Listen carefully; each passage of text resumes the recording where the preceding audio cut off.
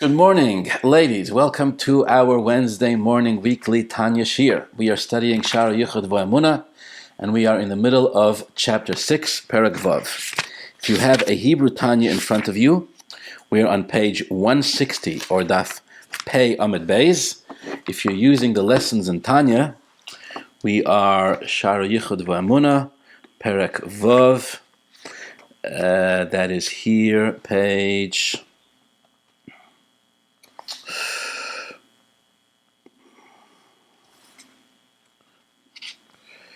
899. We're going to start by the words V'lachein gam ha'oretz umitachas la'oretz hein ayin ve'efes mamash. It is 1, 2, 3, 4, 5 lines from the bottom in the Hebrew, page 160, V'lachein, and again in English it's page 899, second Hebrew line from the bottom. All right, just to recap very, very quickly, we're studying here Shaar Hayichud v'Emunah. Shaar Hayichud v'Emunah is a relatively short treatise written by the Alter Rebbe, in which the Alter Rebbe explains the basics, the beginnings of the concepts of the way Chassidus understands the idea of what we refer to as Achdus Hashem, the oneness of Hashem, or the unity of Hashem, or things of that, usually translated such. And the essence, the kernel of the explanation is that Chassidus Chabad teaches, that actually nothing else exists really and truly besides for Hashem. And yes, now if the Torah hadn't told us that Hashem created the world, we'd have no issues here at all. We'd just simply come to the very simple conclusion, nothing else exists besides for Hashem, and that's the end of it. The challenge, of course, is how to reconcile this, how to understand this with the idea that Hashem does create a world. And the kernel, again, the principle, the most important foundational point that the Alter Rebbe builds here in Shaar Hayichud v'Emunah is that Hashem's creation of the world is ongoing. Hashem is constantly recreating the world, every single second. And were Hashem to stop doing so, even but for a moment, the world would completely cease to exist. All right, as we've learned at great length over the past couple of weeks, which means that the value of this is not just that if Hashem were to stop creating the world would cease to exist, but this means, the Alter Rebbe taught us, if we think into it, this teaches us that even as Hashem does recreate the world every single second, actually the world is not an independent existence on its own. The world is not even in existence on its own. It really just exists as a part of godliness or within godliness. The Alter Rebbe uses the analogy of like Oira Shemesh B'Shemesh, like the light of the sun that's inside the sun, or things of that nature. Okay. Again, I'm going from the word V'lachein. V'lachein, and therefore the conclusion of this idea is that Gam ha'oretz umitachas la'oretz, even the world that Hashem has created, and everything that is underneath it, hein ayin ve'efes mamash l'gabe HaKadosh Baruch Hu, it is absolute nothingness compared to Hashem. Ve'eina nikrois b'shem klal, it has no significance, it has no independent significance at all. You cannot even give it a name, so to speak. There would be no way to identify it at all. Afilu b'shem oid, you wouldn't even be able to call it with the expression oid. What's the significance? What's the word oid? Shehu loshen tofel, k'mayim razal Yehuda v'oid l'kra. There's an expression in the Gemara, Yehuda v'oid l'kra. All right, the specifics of the Talmudic expression is not really so relevant, but the idea is that when you say v'oid, sometimes you mean v'oid means and also, right? When you say something, so you make your main point, and then you say v'oid means I want to add something. That what I want to add is not as important as what I said originally, but it's an additional point. It's loshen tofel, something which is referred to as secondary, or as less important, as less significant. See, Alter Rebbe says the world on its own has no existence. The world on its own has no significance. You wouldn't even be able to call it v'oid, shu loshen tofel. We cannot. In other words, like this. In other words, don't understand the idea as Achdus Hashem being just simply the way it was understood before Chassidus, as Hashem is the only God. That's not it. That's true, but that's not it. Don't understand the concept of Achdus Hashem as Hashem being the only important existence. But there are other less important, less significant existences as well, like the world. Also not. Rather, the understanding is that Hashem is the only existence. It would also be wrong, says the Alter Rebbe. Okay, now we got to go a little bit slowly because the idea here is actually, it's not so difficult to understand, but it's detailed. The Alter Rebbe will explain something in a very specific and detailed way, in a very geschmacke way, based on everything that we've learned until now. The Alter Rebbe says it would be wrong. Here it is. It would be wrong, says the Alter Rebbe, to compare the relationship between Hashem and the world to the relationship between a body and soul. We wouldn't be able to say that Hashem and the world is like a neshama and a guf.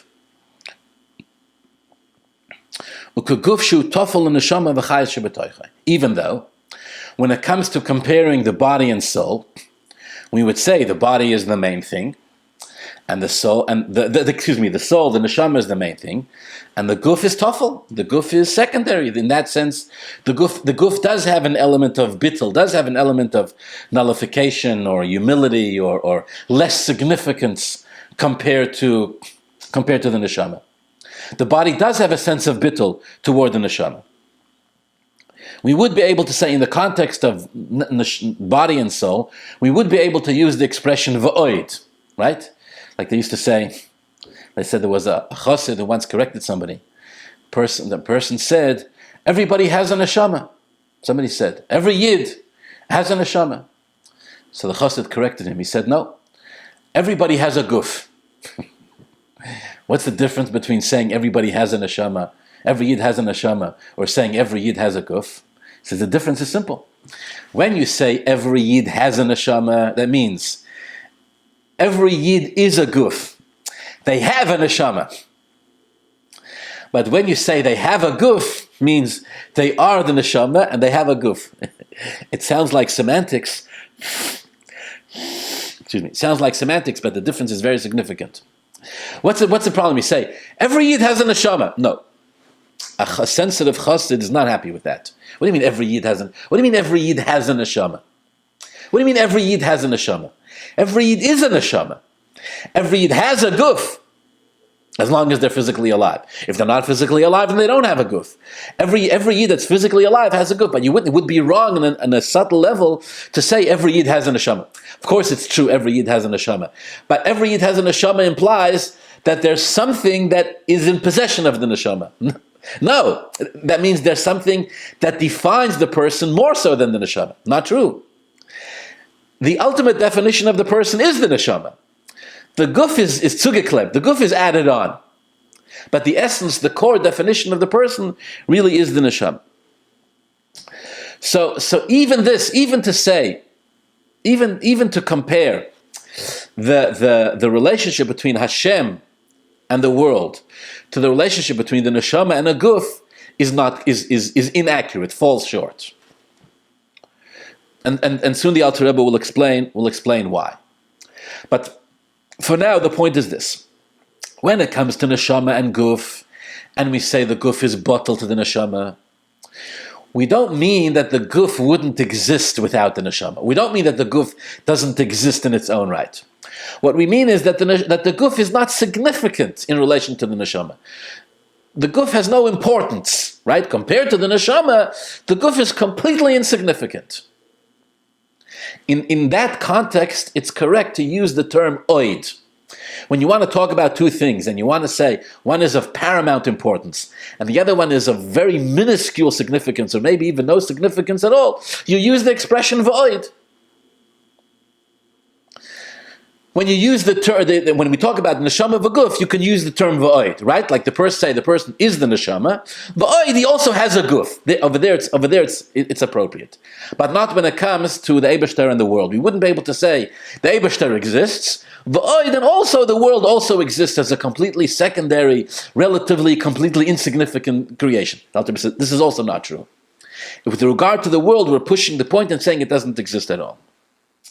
Okay, now the Alter Rebbe opens a square bracket and he gives us pshat in a pasuk that we say every day in davening. Once you've studied this, you can take a moment and think about this explanation of the Alter Rebbe on this pasuk in davening every day when you daven. Right after Ashrei, in Psukei de Zimra, we say a kapitel Tehillim, right? From kapitel Kuf Mem Vav. It starts with the words Hallelujah, Hallelujah Nafshi es Hashem. We say, my soul will praise Hashem. And then the pasuk says, quote, Ahalelo havaya b'chayoy, I will praise Hashem with my life. Azamro lelekai ba'oidi, I will sing to Hashem so long as I'm here, ba'oidi, so long with my existence, so long as I'm around, I'll sing to Hashem. Again, this is the simple meaning of the pasuk. Ahalelo havaya b'chalelo Hashem b'chayoy, I will sing to Hashem. Ahalelo havaya, I will sing to Hashem havaya, to Hashem b'chayoy with my life, as long as I'm alive. I will praise Hashem as long as I'm alive. I'll sing to Hashem as long as I'm here. So it's a double expression. So Alter Rebbe says, if you pay attention, the first half says b'chayoy, I'll praise Hashem b'chayoy with my life. The second half says ba'oidi. Ba'oidi means my existence, so long as I'm here. This means the first half is talking about the neshama. The second half is talking about the guf. Remember, the Alter Rebbe is teaching us the expression oid. Like v'oid is an expression of something which is bottle. It's something which is toffel, secondary, right? And also an additional point, meaning it's an afterthought. So that's why the guf, because it's so insignificant compared to the neshama, is referred to with the term oid. As you see in this pasuk, Ahalelo avaya b'chayoy, azamro lelakai ba'oidi. Ba'oidi in this case referring to the guf, the second half referring to the guf, the first half referring to the neshama. And that's why the Alter Rebbe will say that the first half has Shem Havaya, and the second half has Shem Elikim. Ahalelo havaya b'chayoy, azamro lelakai ba'oidi. The first half Shem Havaya, second half Shem Elikim, because Shem Havaya is higher than nature, and Shem Elikim is nature. The neshama is connected to the Elokus, which is higher than nature, Havaya, Shem Havaya, Hoya Hoiva V'yiyeh Kechod, and the Guf is connected to Shem Elikim, which is Hateva. Shachayim nimshochim Shem Havaya, V'ha'oid Shehu Haguf Hatofel Mishem Elikim, that the neshama which is connected to Shem Havaya, we say Ahalelo Havaya b'chayoy, that my neshama sings praises Shem Havaya. V'ha'oidshu, a guf hatofel, and oid, ba'oidi, which is the guf, which is secondary in significance, that's b'shem elikim. So that's azamar lelakai ba'oidi. So the guf sings to Shem elikim, but the neshama sings to Shem Havaya. So by the neshama and the guf, it's true to. So again, this is the meaning according to Chassidus of this pasuk. Ahalelo avaya b'chayoy, azamar lelakai ba'oidi. That the neshama praises, the neshama sings to Shem Havaya, and the guf sings and praises Shem Elikim. All right, Chassidus also says that that halal is a much higher level than zimra. Zimra means to sing, halal means to praise. So when a person sings, it's more about the one who's singing, right? If the person who's singing has a nice voice and they can sing well, then the significance is in the one who's singing. When you praise, it's more about the one who's being praised. So because the neshama is more bottle, therefore it's connecting to Shem Havaya, that element of Elokus, which is higher than nature, and therefore it's a halala, meaning the neshama is in a state of bittul. Azamar l'kai b'oidi, the second half of the pasuk is referring to the body, which sings to Shem Elikim, and even its relationship with Shem Elikim is in a way of zimra, which means the bittul of the guf to Shem Elikim is much less than the bittul of the neshama to Shem Havaya. But be it as it may, the point here in Shaar Hayichud V'Emunah is that the relationship of the neshama and the guf is in a way of oid, where the guf is in existence compared to the neshama, just an insignificant or a less significant existence. Lafi, says the Alter Rebbe, the reason for this is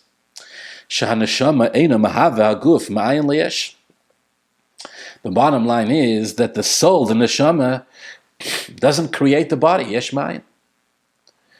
The neshama gives life to the body. Without the body, without the neshama, the body wouldn't be able to live. But the neshama does not create the body, me'ayin liyesh.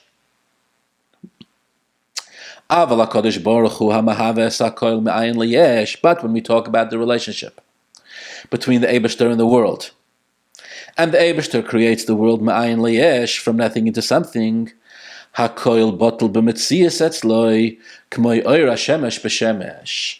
When we talk about the relationship between Hashem and the world, where Hashem is not just giving life to the world, where Hashem is not just infusing the world with a sense of divinity, but Hashem is actually creating it, me'ayin liyesh. Hashem is actually creating the world from nothing to something.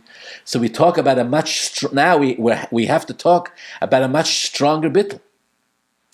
Again, the guf is also bottled to the neshama. The guf is also bottled to the neshama. Right? Without the neshama, the guf wouldn't be able to walk, and the guf wouldn't be able to talk, and the guf wouldn't be able to do anything without the neshama. So there's a tremendous sense of bittul of the guf to the neshama. We call that oid. That sense of bittul, where the body is so insignificant compared to the soul. True, says the Alter Rebbe, but you wouldn't say that the body doesn't exist without the soul, because the soul doesn't create the body, yesh ma'ayin. But when it comes to the relationship between the Eibishter and the Eibishter does create the world, yesh ma'ayin. The Eibishter does create the world, yesh ma'ayin.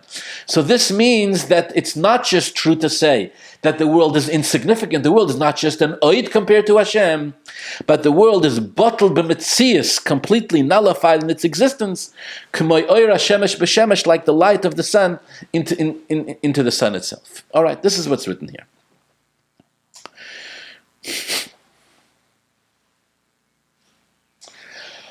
All right, I want to add one point of explanation here.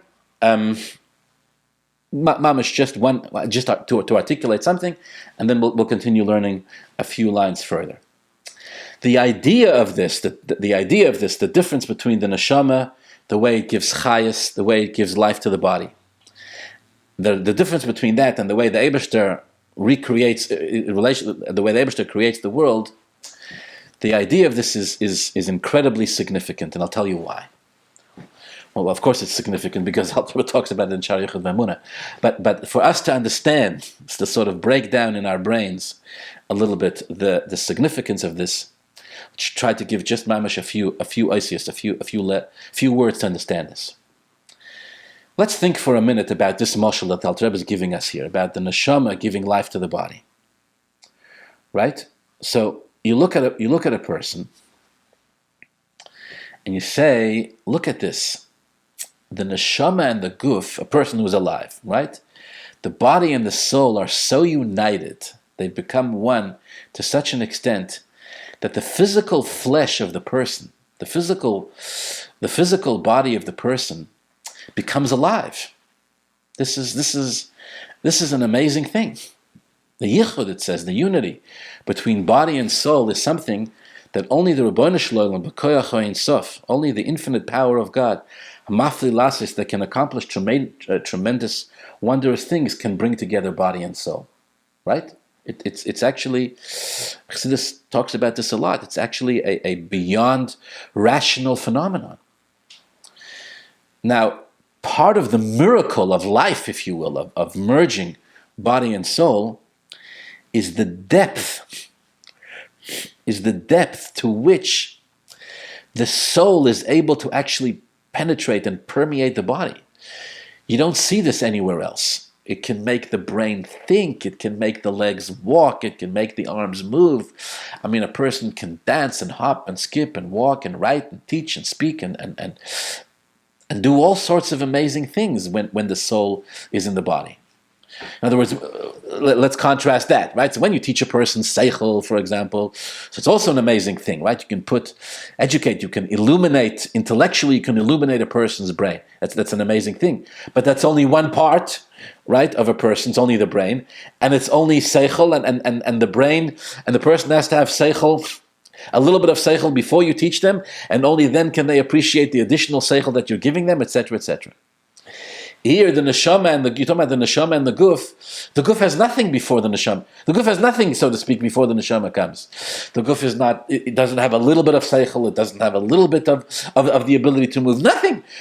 And the proof, when the neshama leaves, the guf remains there, quote, ke'evan doimim, like a dead stone. May Hashem protect us. So really, if you think about it, the idea of the neshama impacting the guf, it's a tremendous analogy. It's a tremendous analogy for something spiritual being able to penetrate something physical in an unbelievable type of way. Think how far this goes. To be able to, physical eyes should be able to see, physical ears should be able to hear. These are all the ruchnistic, these are all spiritual powers that the soul invests within the body, and now a physical body can become a keli, can absorb it all. It's amazing. There's only one thing, the Alter Rebbe is saying, that the neshama does not give a guf, and that is what? Its existence. In other words, like this. You give a neshama a guf that's 100% dead. 100%, a guf that's 100% dead. The neshama has the ability to take this completely dead body and infuse it with life in every part of it. In every one of its 248 limbs and 365 sinews, or even more than that with women. No problem. The guf doesn't need to have even a drop of life on its own, nothing. The neshama will come and give everything life. But you must bring the guf. If there's no guf, then the neshama is not going to be able to do anything. Actually, it's not for now to get too carried away with this, but actually this is the way the Ribbono Shel Olam created Adam Rishon. Right? If you remember from the story of Bereshis, this is what Hashem does. Hashem first creates a guf. The guf of Adam Rishon. And the guf of Adam Rishon, when Hashem first made it, Ofar Mino Adamo, the Pasuk says, it was completely dead. And then what? Vayipach ba'ap of Nishmas Chaim, and then the Ribbono Shel Olam put into Adam Rishon something called a Nishmas Chaim, an neshama of life. Vayi Adam lenefesh chayo, and then Adam Rishon became a living being. So what was he before that? A being that wasn't living. Again, Chassidus has a lot to say about this, that the animals were not created this way. The animals were not created as dead bodies, and then Hashem gave them a soul and a life. They were just created that way, lechatchila, as living beings, because they don't really have a neshama. But a human being, that the Yid and Adam Rishon, that did have a real neshama, so the Eibishter first created a dead guf, and then put into that guf a living neshama. Which means that the neshama needs some type of a guf with which to work. Like a Rav needs a Talmud to have a little bit of seichel. And if the Talmud doesn't have any seichel, the Rav has nobody to talk to. Right? The Rav cannot teach seichel to a bunch of stones. So the neshama, which doesn't need, the neshama doesn't need the seichel to work with, right? The neshama can work with stones, so to speak. Before the neshama, the brain, the dead brain, Adam Rishon's dead brain, before Hashem put a neshama into it, was not any more intelligent than a stone. The neshama came in, and the neshama taught the guf everything. The neshama gave the guf all of these abilities. Fine, gesundheit. The neshama can work with all of that, no problem. But you have to give the neshama a guf. If there's no guf, the neshama can't do anything. And therefore, here's the point. And therefore, if you have a guf, as much as we're going to say that the neshama and the guf become one, that the Eibishter himself puts this neshama into the guf, here's the idea in the words of Chassidus. How deeply, how far, how much saturation is there of this neshama into the guf? How deeply can we say the neshama enters and permeates the guf? Not completely. There's always going to be an element of the existence of the guf that's independent of the neshama. We're never going to, this is what Alter Rebbe is saying over here, we're never going to be able to say that the neshama takes through the guf, the neshama permeates, saturates the guf completely to the point that the guf has mamish nothing without the neshama. We can never say that. V'horaya, there needs, in order for the neshama to come into the guf, there needs to be a guf beforehand. And there needs to be a guf which is independent of the neshama. And again, that's the way the Eibishter made Adam Rishon. And only then we can say that the Eibishter b'koyach ha'yitzof ha'mafli lasos brings together nefesh v'guf.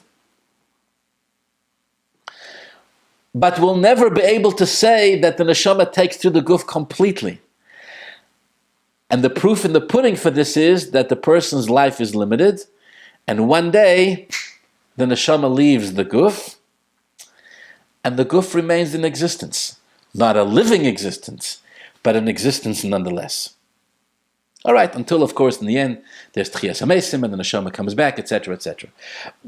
But on a simple level, we'd have to say that the neshama's influence on the guf is limited, right? It's like you'd say, as much as a teacher will teach me seichel, I'll never be able to say that without the teacher, I would have no seichel at all. Without the teacher, I would have much less seichel, maybe much less seichel. But I would have seichel without the teacher, and you must say that. Because if I taka had no seichel at all without the teacher, then the teacher wouldn't be able to teach me anything. So even if I've been incredibly impacted by the teacher, my whole way of thinking is guided by the teacher. Amazing. But I'm not nothing without the teacher. I'm not an incoherent human being without the teacher. I would have my own seichel, which maybe is like 1 to 1,000,000, which maybe is like 1 to 10 million. Maybe even it's like 1 to infinity. But it's still 1. Because the teacher didn't give me the power to think. A teacher cannot give me the power to think. Just like a neshama cannot give its guf its own existence.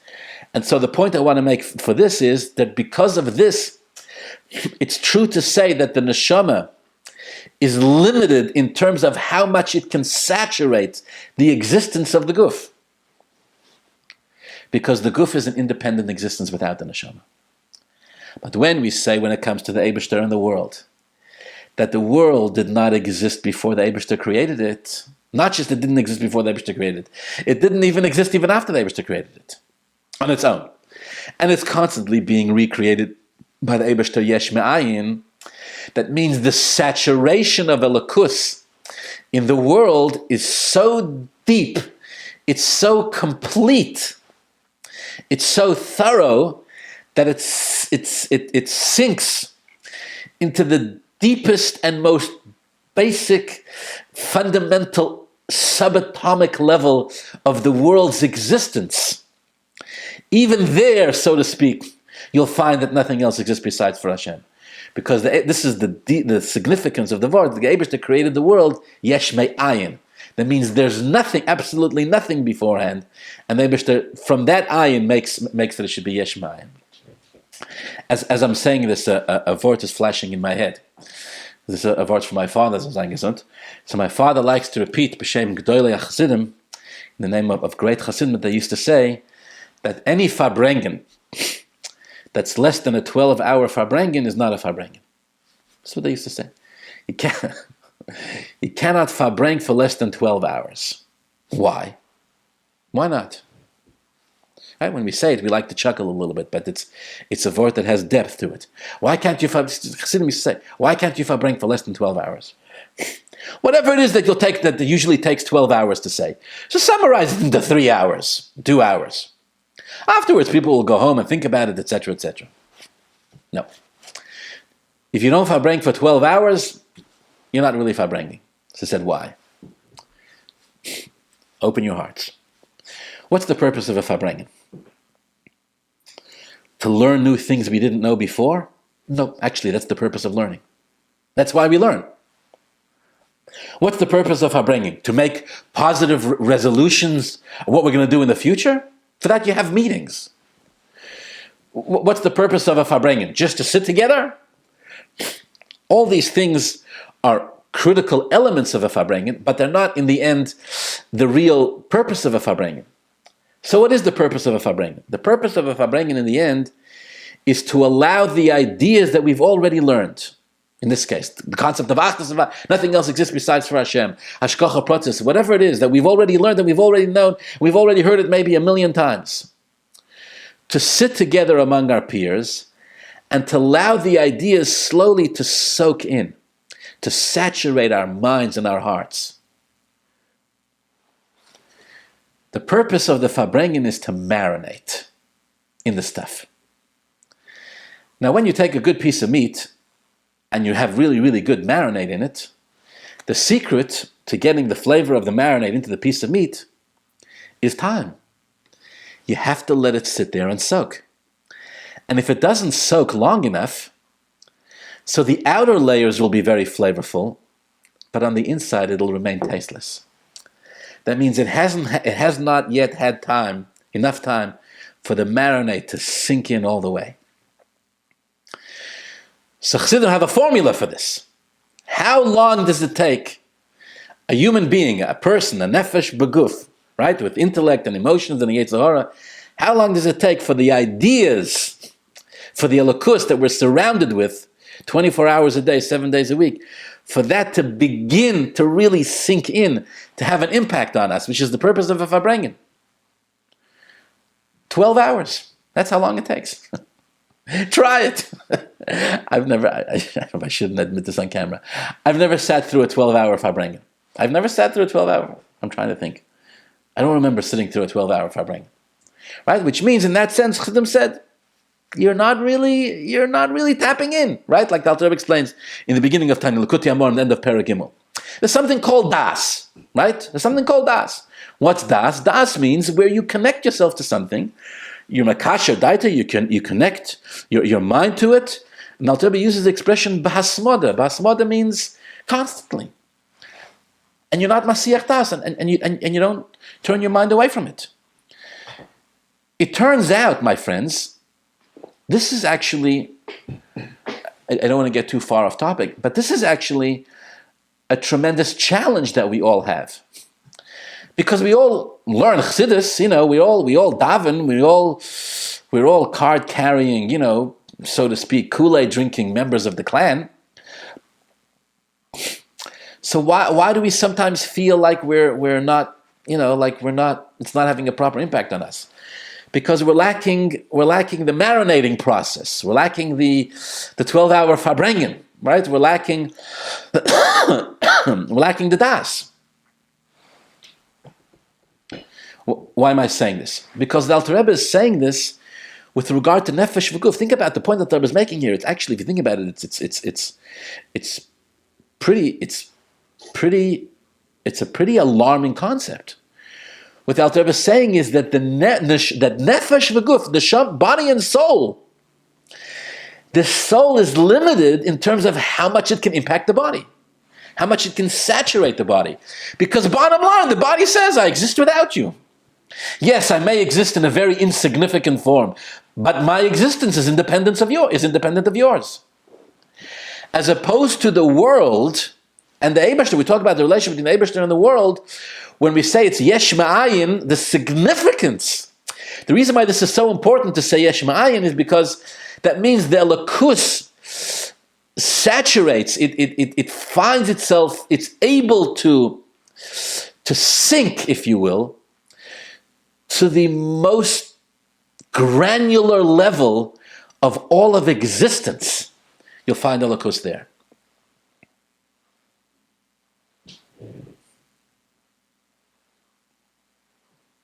It's like the point Alter Rebbe will make later in Tanya.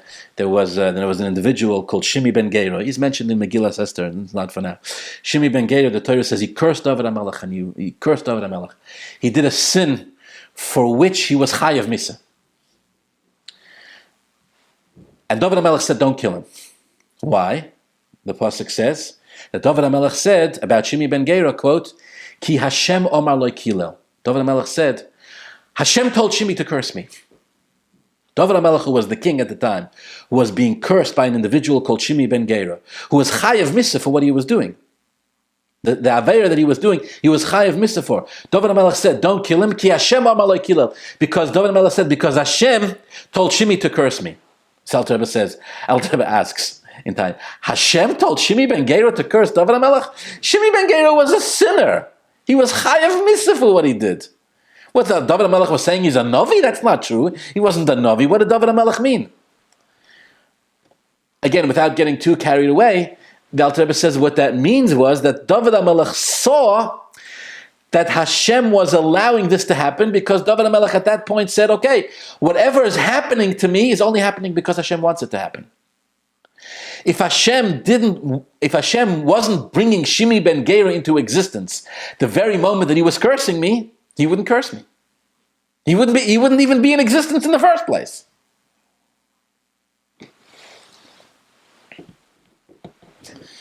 The Alter Rebbe uses this idea to explain why it's brought down that anybody who gets angry is like his Oved Avodah Zarah. Why? Because if you get angry, and the pshat is if you get angry and you think that someone else has any power over me independent of Hashem, then you're like an Oved Avodah Zarah because nothing else exists besides for Hashem. So if somebody is cursing me or doing some harm to me, of course, halachically I have to protect myself. But if there's nothing I can do or nothing I can do anymore, right, or the person ran away, whatever the case may be, then there's a part of me that has to say, okay, all of existence is so saturated with the existence of Hashem that if something happened, it means Hashem was there. It means Hashem was there. And not just there, Hashem was there completely. Even in the darkest of moments. Okay. I want to learn Jemamish just a few more lines. And therefore, says the Alter Rebbe, going back to the pasuk upon which the whole Shaar Hayichud v'Emunah is based. The pasuk has to warn us. You have to know this. You have to fabring about this at least 12 hours straight, and that's just one fabrengen.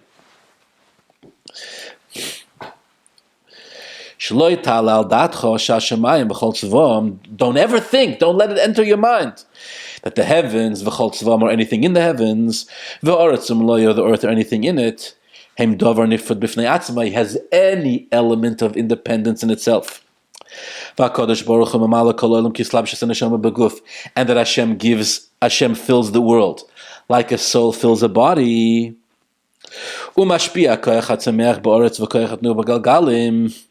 And would be giving the ground the ability to make things grow. And the galgalim, the cycles, the ability to move.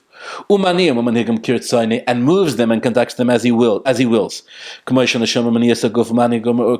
Just like a body conducts, just like a soul conducts with and controls the body.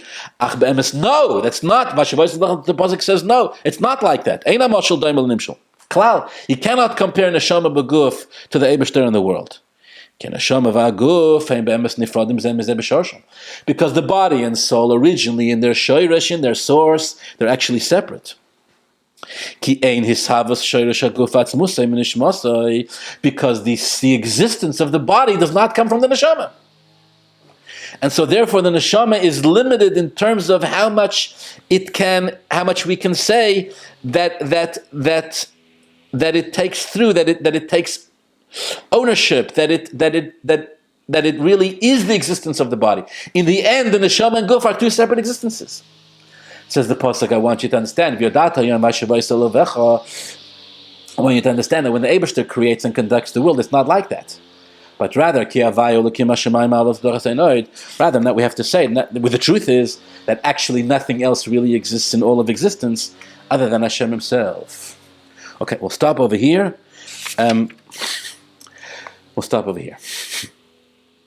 Have a wonderful week.